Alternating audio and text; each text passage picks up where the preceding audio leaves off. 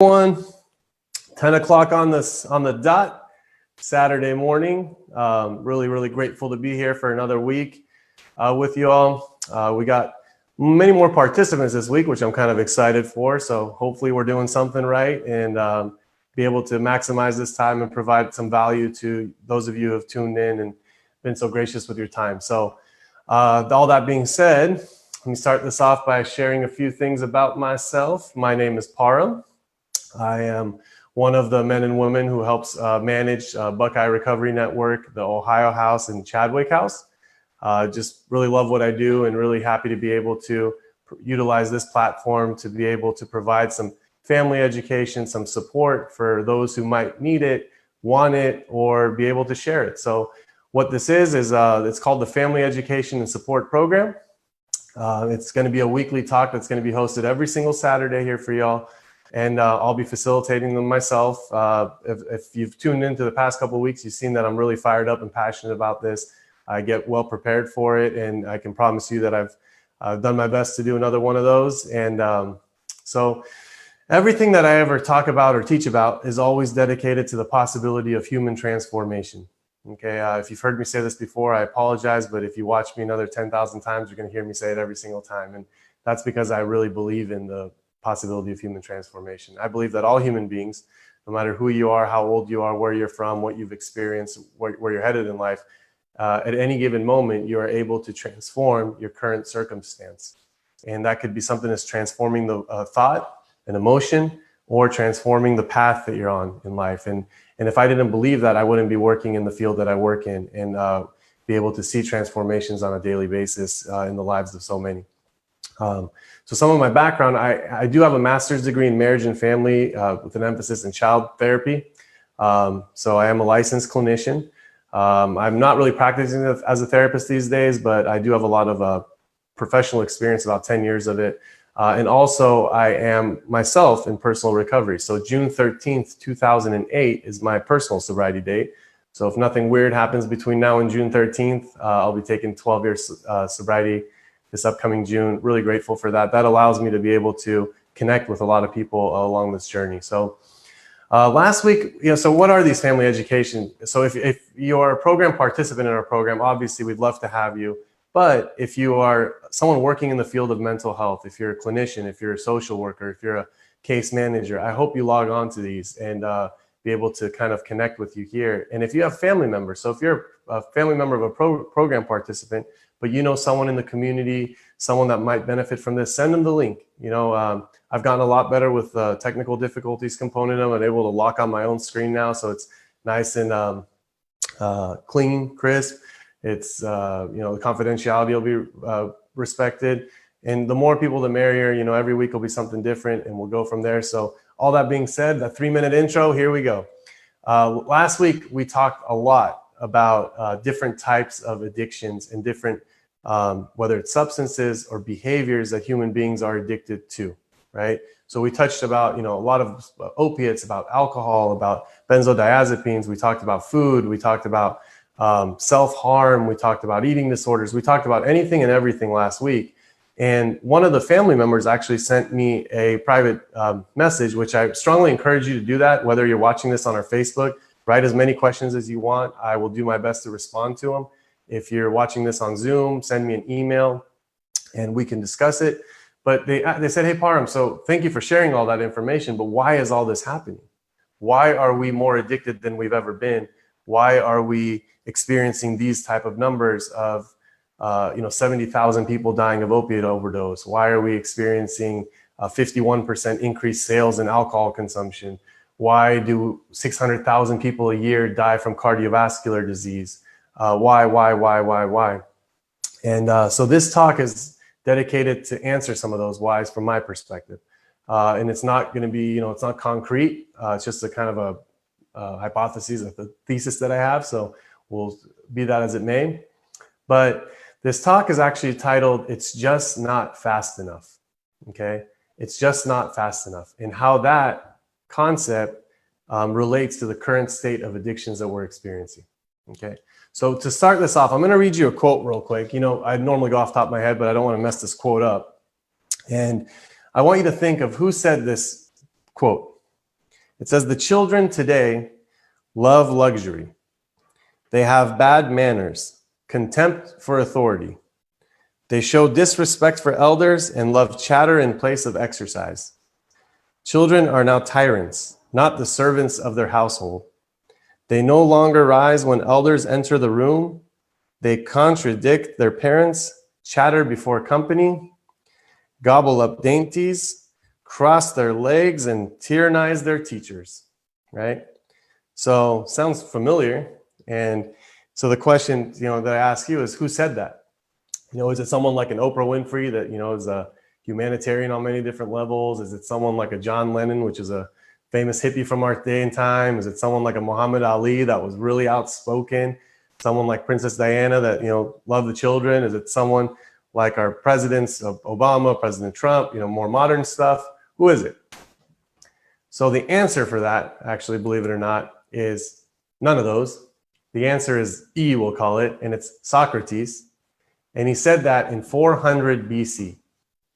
So in 400 BC, I want to read that again. 400 BC, Socrates said, the children today love luxury.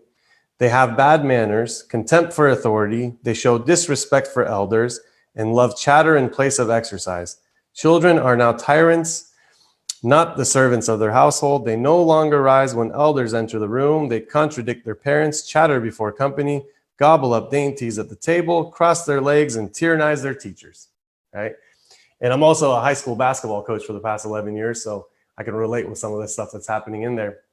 But when you hear that this happened 400 BC, this quote was at least attributed to Socrates, it sounds a lot like our current, youth.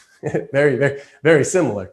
So on one level, that tells me that not much has changed between human beings, right? However, I'm going to say this, and this is kind of my hypothesis, I guess, if you will, of why we're experiencing what we're experiencing with addictions, is how this generation is different than any previous generation that's ever walked this planet, right? And how that difference is actually leading to addictions. So all the statistics, all the numbers, all the data that I gave you last week, why is that happening? Hopefully this talk is going to help us understand it a little bit, when that's the value that I want to bring today. So one of the other people that I really look up to in terms of mentors is Albert Einstein. There's a lot of quotes by Albert Einstein that have been attributed to him falsely just over the years, and memes and computers and stuff like that. However, there is a real one that's attributed to him. And he says, I fear the day that technology will surpass our humanity. So I fear the day that technology will surpass our humanity. What a profound statement. And I'm not an anti-technology person, because if it wasn't for this wonderful platform that we're using right now, I wouldn't be able to connect to a lot of people that are watching me speak. However, I'm a big advocate about humanity and what that truly means. So I fear the day that technology will surpass our humanity. Let's see if we could elaborate on that. So let's explore why Parham is saying that this generation is different than any other generation that's ever lived before it. Let's start off with something simple, right? And remember, the name of this talk is It's Just Not Fast Enough. So long before, this technology boom, long before any of this stuff that was going on right now, if you were really, really angry and frustrated and upset with something that someone did, right, and you didn't have access to them closely, and you wanted to let them know how you feel, what would you have to do?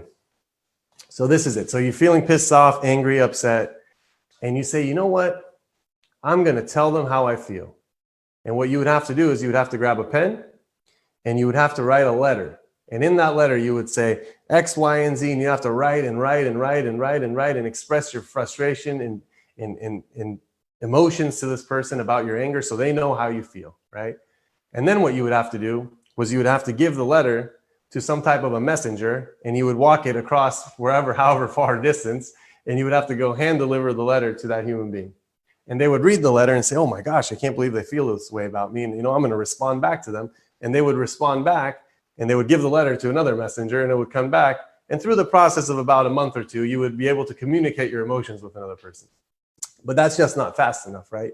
So what we did from that moment on was, the advent of, mailing systems and being able to posting stuff and sending stuff. And it gets there a little bit quicker, right? So now it's a couple weeks, they get your message and they get it back to you. but that's just not fast enough. So then we got into the advent of telephones, for example. And now when you want it to be really frustrated and upset with someone, you want to tell them how you feel, you can grab up the phone, but we didn't have one in our homes and we didn't have one in our pockets. So you'd have to go somewhere that the telephone's accessible, and you dial up the number, have someone dial up the number with all the little things for you. And they pick up the phone or don't pick up the phone, and you express how you feel. And then it said, all right, that's just not fast enough. So what we did was we created telephone systems inside the homes, right? And there was no cell phones at this time, believe it or not. I actually did the same talk for our program participants today. And as I was talking to them, just some of it was going over their heads because it's just so far from reality. But you would have to call them. So I go home and I call this person to let them know how pissed off, angry, upset, frustrated I am with them. And they don't pick up. And, answering machines, we're not home right now, but please leave a message and we'll get back to you as soon as we can.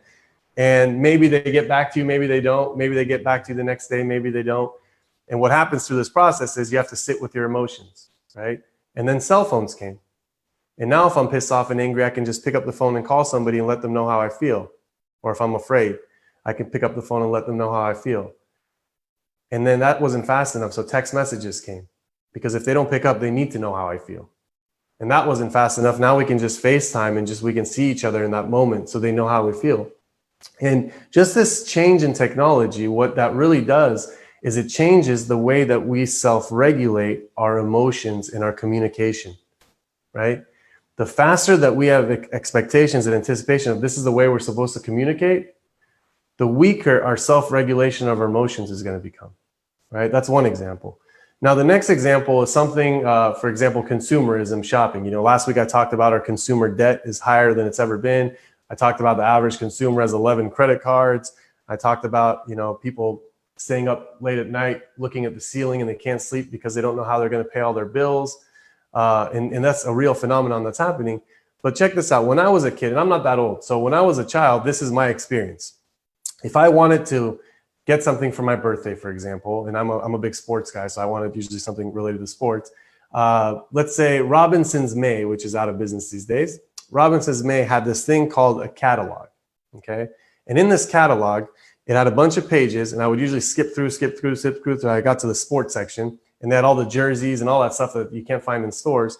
And I would go and I'd say, okay, this is the jersey that I want. And it had you cross-reference it with a number and a checkbox and this and that. And then I would have to go tell my parents, this is what I want for my birthday. I promise I'll be good. I'll do a good job with my homework. I'll do this, I'll do that. And they'll say, okay, if you do all this stuff, we'll get you this for your birthday.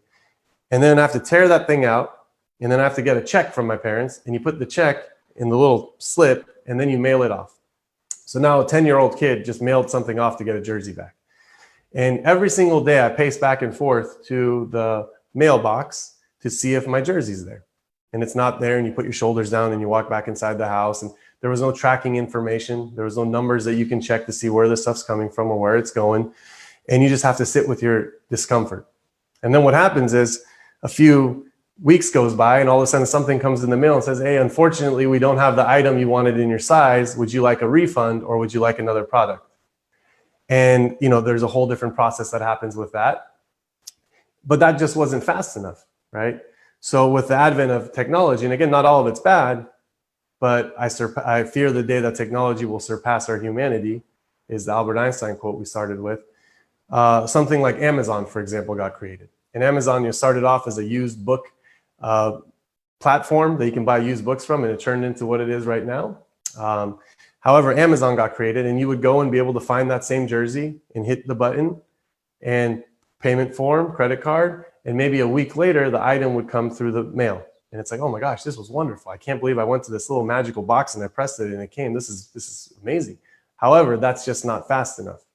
So what happened was they said people are just losing it because it's not coming fast enough. So let's create this thing called Amazon Prime. And if you subscribe to Amazon Prime, you can get your item, the same jersey, in a few days, right? And at first Amazon Prime was like 2 to 5 days. But people are waiting 4 or 5 days without the items they want. It's just not fast enough. So then they said, okay, we have next day Amazon. And people are saying, oh, this is ridiculous. I have to wait a whole day to get something through the mail. Then they created same day Amazon. If you order something the same day, you'll be able to receive it that same evening. But people said this still is not fast enough, right?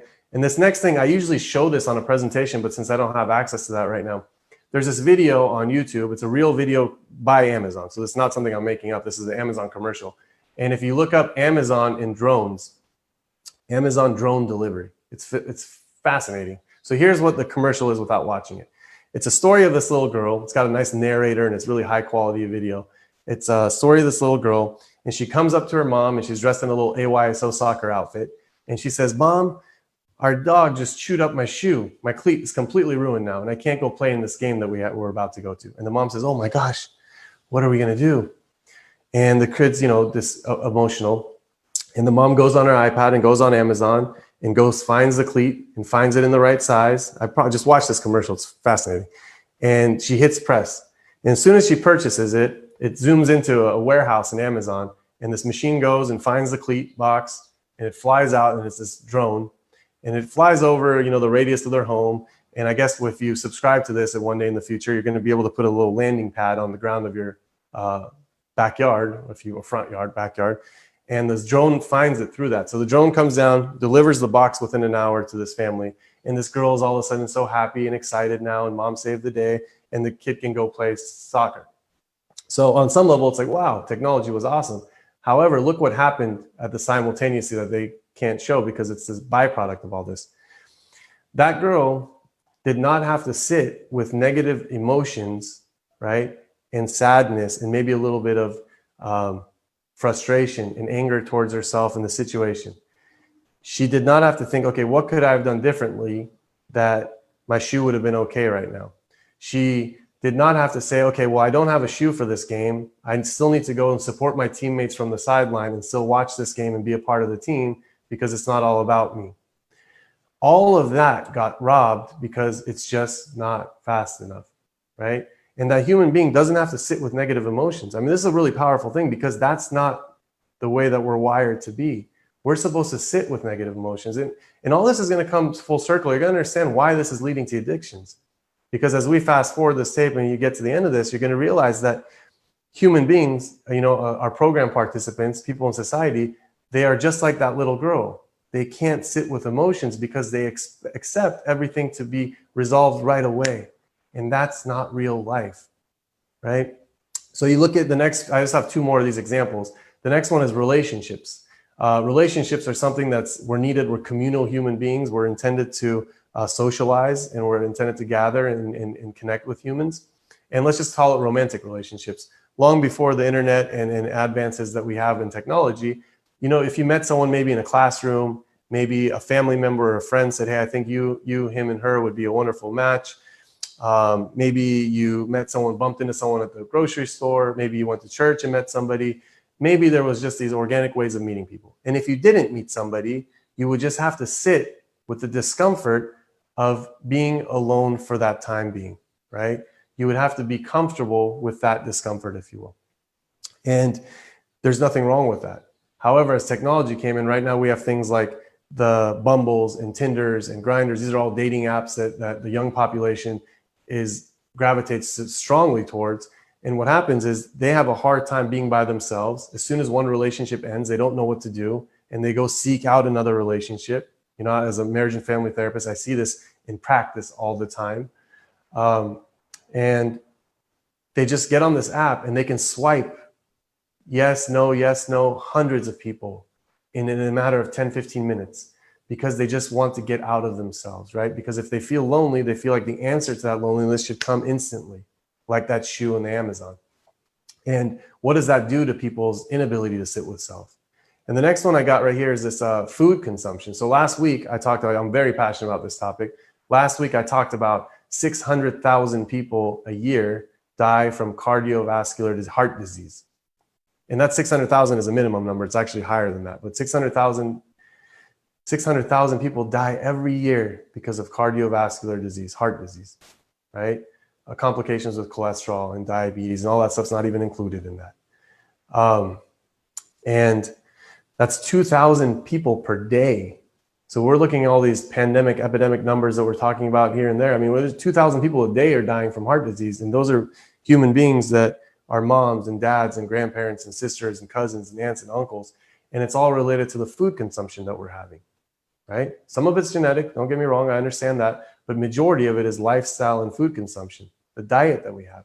So what's changed with our diet? It's just not fast enough, right? The fast food industry and the weight loss industry are always booming for a reason.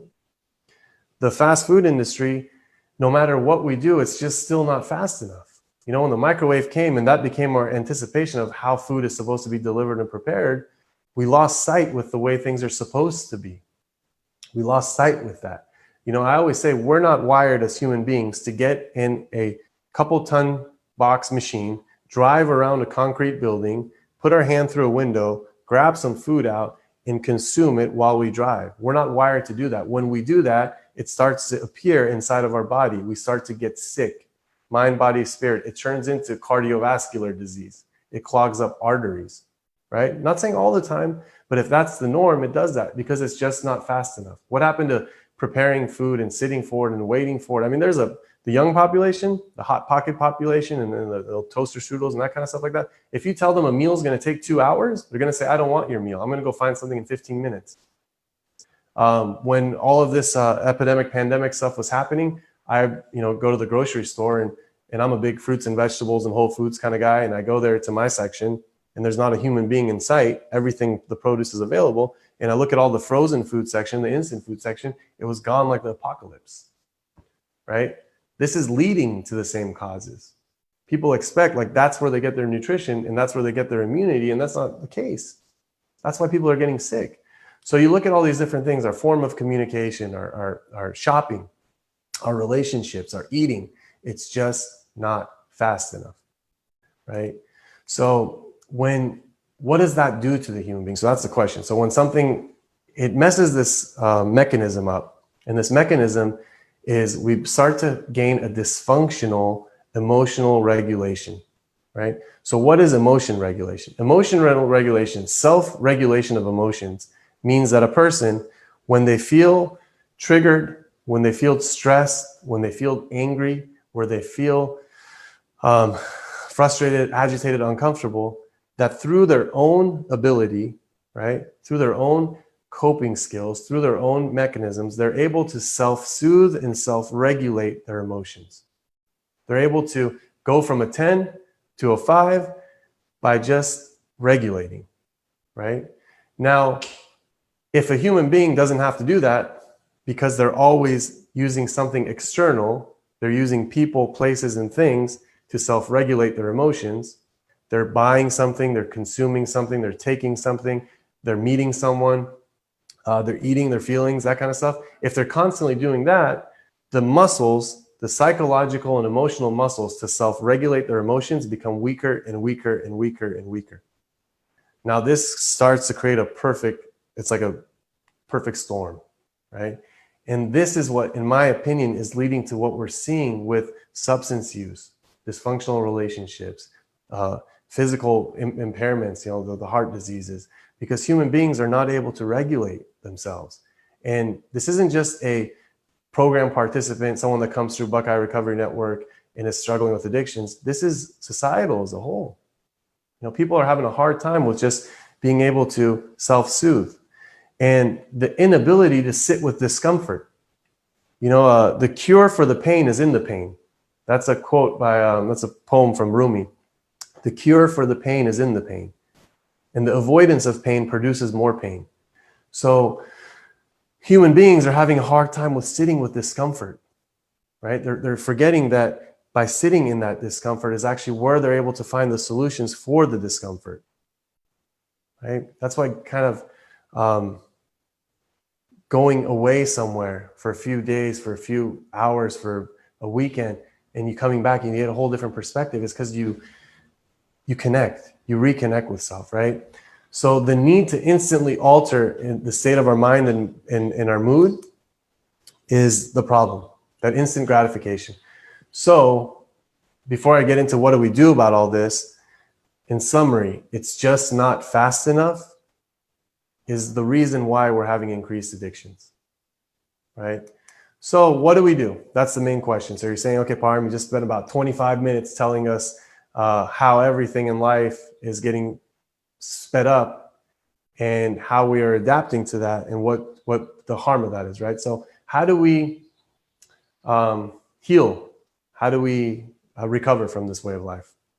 Well, number one is to be able to slow down and to go back to the way things used to be, right? So whenever you're feeling out of sort, whenever you're feeling uncomfortable, whenever you're feeling agitated, frustrated, is to be able to slow down. So whether you slow down your mind, slow down your breathing, slow down your actions, and you go back to the way things used to be. Go back to the preparation it takes to be able to eat a meal that has nutrition in it. Go back to communicating in a way that is not as instant as sending a text message. What I mean by that is this. The hand, so every word that I'm saying right now, the mouth, the words that I'm saying, the words that I'm using right now is connected to this filter of my mind. So everything I'm saying is going through this filter and being selectively picked and chosen, if you will, strategically, for you to say, okay, this guy he understands what he talks about. He knows his stuff. He's intelligent. He has a decent vocabulary. So it's all getting filtered, right? So everything I'm saying right now is getting filtered to you through this filter of my mind. However, the hand is directly connected, right, to the heart. And what I mean by that is human beings can write down things that they can never say. That's why you can get on a pen and paper and you can write down things that you'll never be able to say to another person. It's because it's bypassing that filter. It's getting to that truth, the honesty, the core, right? So when I say to slow down and go back to the way things used to be, find a different form of communication. Slow down and write what it is you're frustrated about. Write what it is you're feeling. Express through pen and paper. If you're wanting to go and go shop or go get out of yourself, slow down and say, what is the need for me to go do that right now? How is this going to improve my life right now? Why am I doing this? So the more you slow down, the more you realize, the more you become conscious. And in that connection to self is where the healing happens, is where the addictions comes down. Because the next point I have here is to always remember this, that we first and foremost are human beings, right? And then we are human doings. Now, what's happened, unfortunately, in this whole world that's faster and faster and faster and faster, we put a big emphasis on being a human doing and a very, very, very small emphasis to the point that some people have even forgotten that we're human beings. So what does a human doing do? A human doing doesn't stop. They go and they go and they go. They do and they do and they do. Sometimes they think they're doing something, but they're actually just, going in circles. They start to experience a lot of stress without slowing down. They start to get fatigued, tired. And in that vulnerable state is when it's just not fast enough. I have to fix this. I have to do this. I have to do this. And how does that impact somebody? You start getting sick, right? So a human being is somebody that is underneath the human doing. When you remove your titles, your labels, your what you do for a living, who you're related to, you remove all that stuff, and all that's left is you. The connection to that person is where the healing begins. Human beings that are connected to themselves act out a lot less in addictions than people that don't. Remember this quote: when you're at peace with yourself, you're at peace with the world and everything and everyone in it. A person that is at peace with themselves does not have the need to eat addictively, to save someone in codependency, to act out in addictions, to have a lot of anger through life, to communicate in improper ways, to need a relationship all the time. A person that's at peace with themselves doesn't get caught up with addictions. So the next thing is to be able to disconnect from chaos and to reconnect with self. So what is chaos? Chaos is the world that we all live in that is hyper stressful at all times. And whether we're watching the news, and it does it to us all the time, or we're engaged in other people's lives that are chaotic, or we're in unhealthy relationships or toxic workplaces, is to be able to disconnect from that whenever we can and reconnect to ourselves, because that's where the need for addiction significantly decreases, right? A person that's connected to themselves, like I said, doesn't have the need for addictions. And the next one is to be able to develop. So this one's tough. And I'm going to relate this. So I'm talking to families right now. Let me talk to families for a second. A lot of you have been very stressed out, afraid, anxious because of the addiction of your loved one, right? I've talked to thousands of you over the past 10, 11 years. I know what it's like to pick up the phone and hear the first-hand fear of a mom, a dad, a grandparent, sibling, spouse, talking about the addiction of their loved one, right? And then we get into this recovery process, and people like me are telling you, hey, you really have to focus on yourself. You really have to start your own recovery process, and you have to stop doing the things you were doing prior to this, because if you keep doing what you're doing, you're going to keep getting what you're getting. So if you want to change the script, change the narrative, change the destination, you have to change where you're headed, right? And they say, you know what, Parm, we're going to do this. I'm going to change. I'm going to do something different. I'm going to work on myself. And they say it with all good intentions, right? 0%, just, hey, you know, I'm doing this because I know this is what I have to do. And then 30 days later, 60 days later, 90 days later, their loved one gives them a phone call, and it provokes all of that fear, all of that anxiety, all that stress again inside them, right?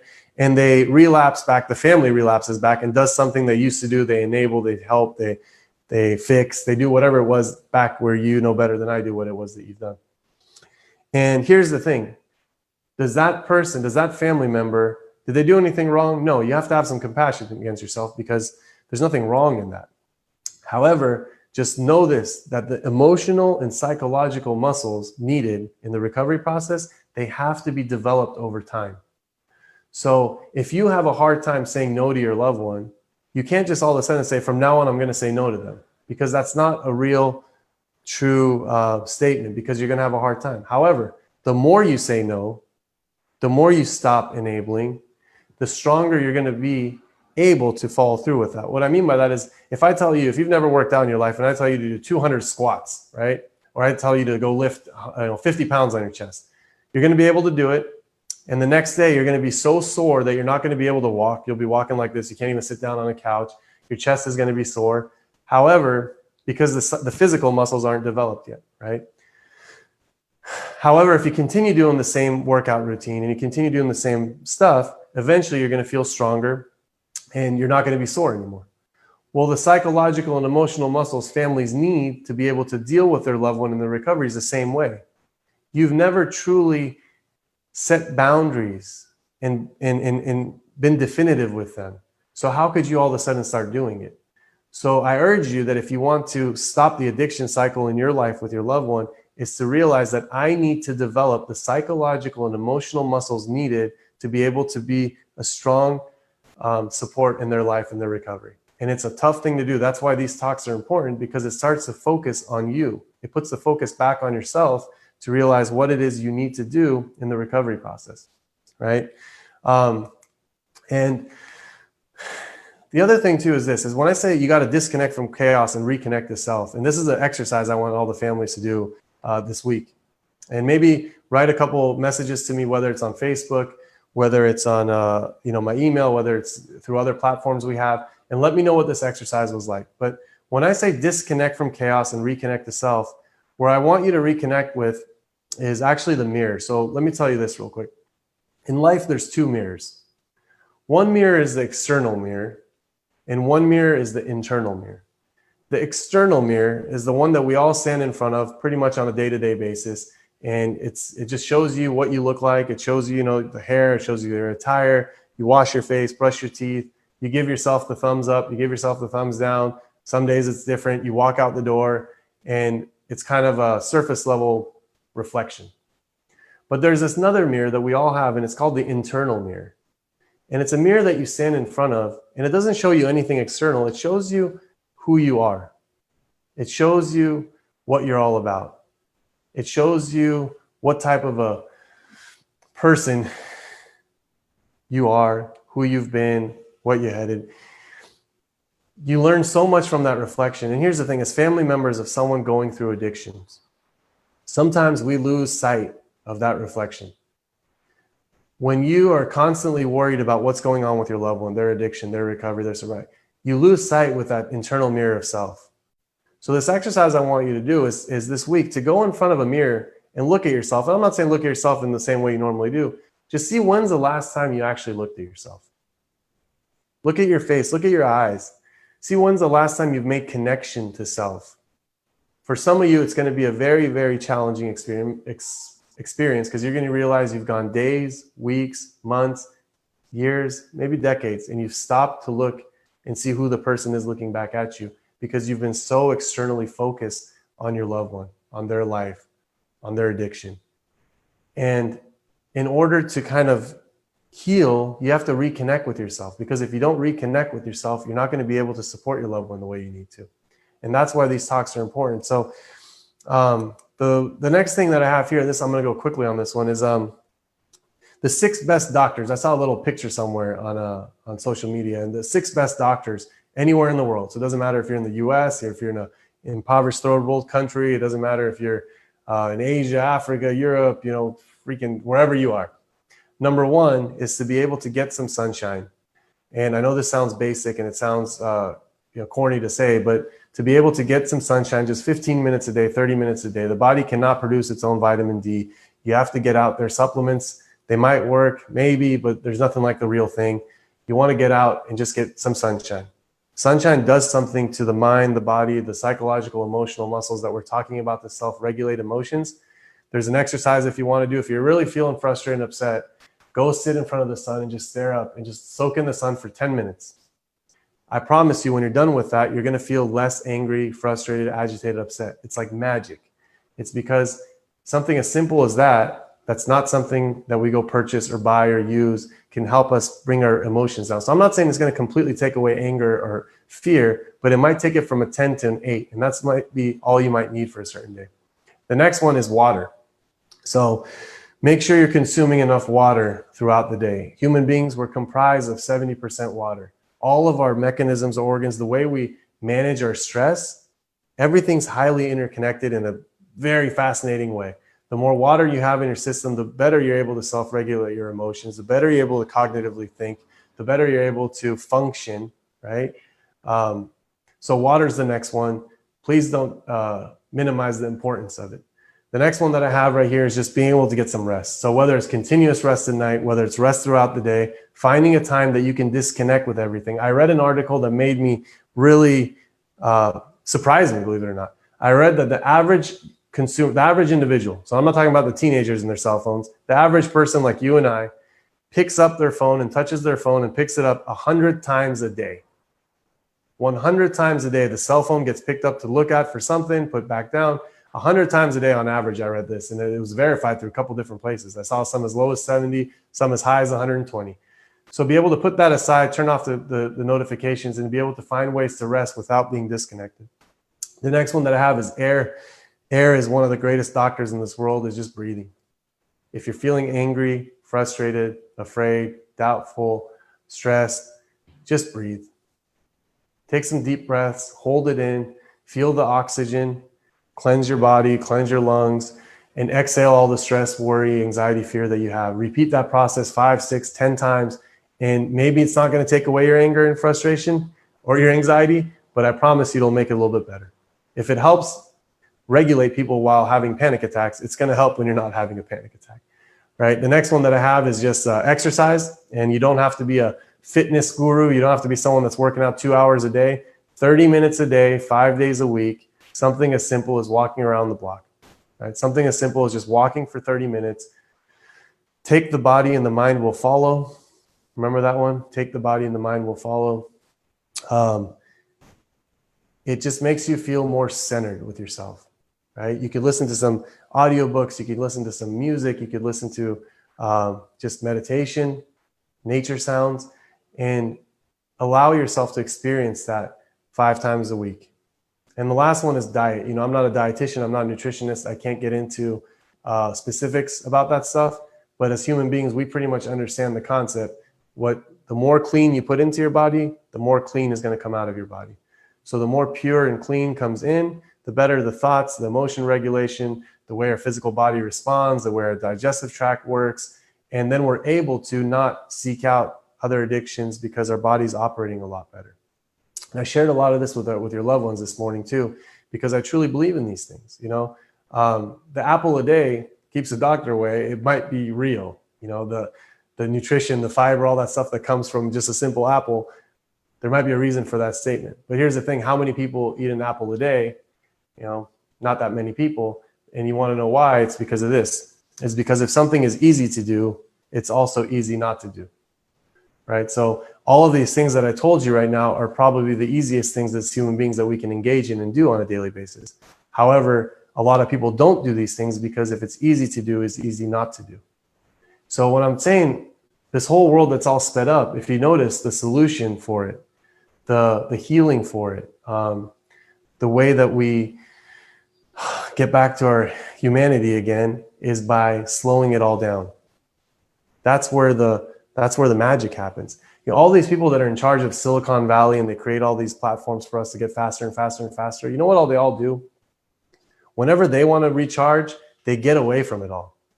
They go away to Montana or somewhere in the mountains or somewhere, you know, the retreat. They turn off everything because they know, and these are the people that are creating all these platforms, they know that by slowing down and going back to the way we're wired and the way we're meant to be is the way that they can actually get connected with themselves.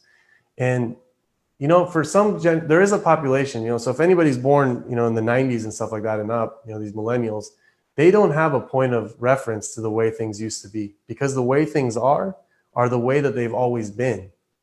But for anybody else that's watching this, that you have a point of reference to the way things used to be, please don't forget the power and the solution that exists in the old way of doing things. And again, I'm not anti-technology. I love it. Like I said, if it wasn't for technology, we wouldn't have this moment right now. However, I know that when I'm feeling overwhelmed, stressed, anxious, pissed off, all that kind of stuff like that, the solution isn't something fast. The solution is something rooted in grounding in the way things used to be, right? Sometimes people forget. And here's the thing, you know, what's sad for me is this isn't just something that's happening to the young population. There's older generations that know what the way things used to be, but they're getting adapted to the way things are and they're forgetting it. People have forgotten how wonderful it is to just go look at nature, just lay on a truck and look up at the stars and in the sky at night and just see how beautiful those stars are. People forgot that that's more beautiful than binge watching Netflix. People forgot that going in nature and breathing is more refreshing and more centering and calming than taking a pill for anxiety. You know, people forgot that eating healthy whole foods, fruits, vegetables, grains, pure things, drinking water makes you feel better than driving around a cement concrete place and grabbing some fast food and stuffing the face. And these aren't the young population. This is everybody.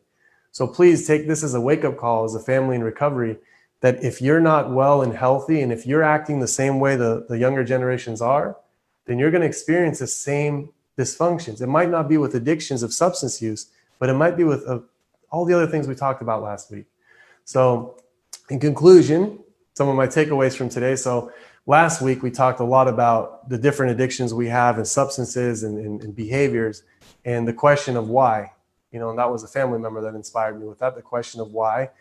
And it's because it's just not fast enough. Human beings are becoming programmed to think that when they're feeling uncomfortable, they need to get out of discomfort immediately and then with instant gratification. And that's not the way we're wired. That is leading to acting out in addictive behavior. The more stressed out people are, the more they act out in addictive behavior. I talked a little bit about the different ways that things got faster, whether it's with communication, with technology, with relationships, with nutrition, and how that impacts us. You know, we talked a little bit about what to do to combat that. How do we heal through that process? And it's to always slow down and go back to the way things used to be. And just the simple 6 doctors, man. It starts with sunshine. It gets into water. It gets into rest. It gets into nutrition. It gets into breath. You know, it gets into air. So all that being said, it's 10:45 right now. This was another wonderful session. It's nice, you know, at Buckeye Recovery Network, we're really all about families. And every Saturday now, it's kind of, as you can see, you're inside the Nematola residence. So I want to invite you to my personal home and to be able to connect with you on this level. So I hope you got something out of this. And if you did, please share this with, you know, some loved ones, invite them to come join this. Go on our Facebook. Feel free to write some comments, ask some questions. I'll respond to them in future weeks. And all that being said, have a wonderful, wonderful Memorial weekend. And till next week. Bye-bye.